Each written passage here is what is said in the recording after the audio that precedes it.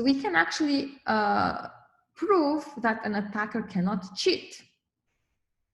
Okay, so let me consider a scenario when the attacker wants to cheat. Again, this is our blockchain here, the correct blockchain. And Alice has the hash of block 4 from someone trusted, assume that.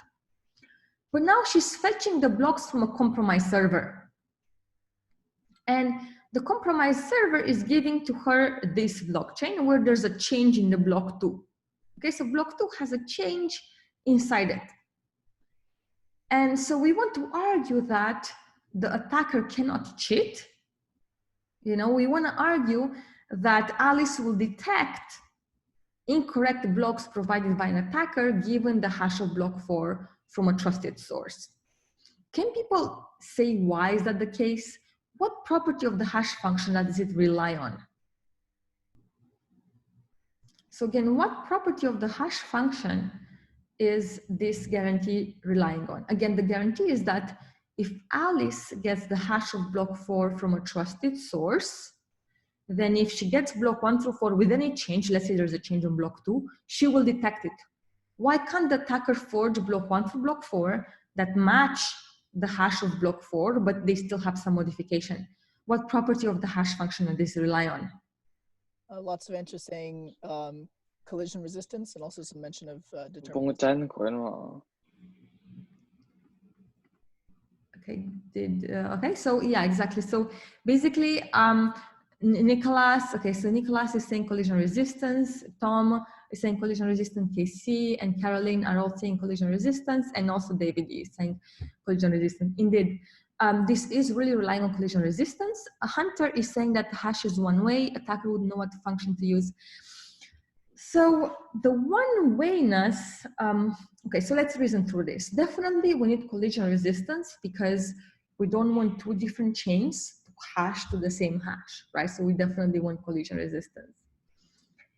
Now, one-wayness, so the attacker could actually know what, the attacker could actually know what the correct string of hashes is. So it's not clear that one way is necessarily mapping into this,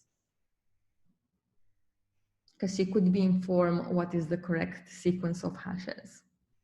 So yes, but indeed, collision resistance is something that we need. And so let's work through it, you know, step by step and understand why collision resistance guarantees that Alice will detect the modification if there was a modification. So let's say that block 2 star is incorrect. Okay, so she got an incorrect block. Then the hash of block 2 star will be different than the hash of the actual block 2 because there's collision resistance. We can't have two different blocks mapped to the same hash. Now, that means that because we're incorporating the hash of block 2 into block 3, it means that block 3 will also be different from the actual block 3. Well, that means that the hash of block 3 star will be different from the hash of block 3. Now, because we're incorporating the hashes of block 3 into block 4, it means that block 4 star will be different from the actual block 4. Well, that means that the hash of the block 4 will be different from the actual block 4. So Alice will be able to realize it's different from the trusted hash that she got for block 4. So she will detect that there was a modification from the attacker. Okay. So is it clear to people that if the attacker changes any one bit in these blocks, Alice will detect it as long as she has the hash of block 4 from a trusted party? Any questions about this? Because this is the most important property, I would say, in a hash chain or a blockchain, is the fact that if you get the latest hash for the latest block, then and from a trusted source, then all the previous history is correct.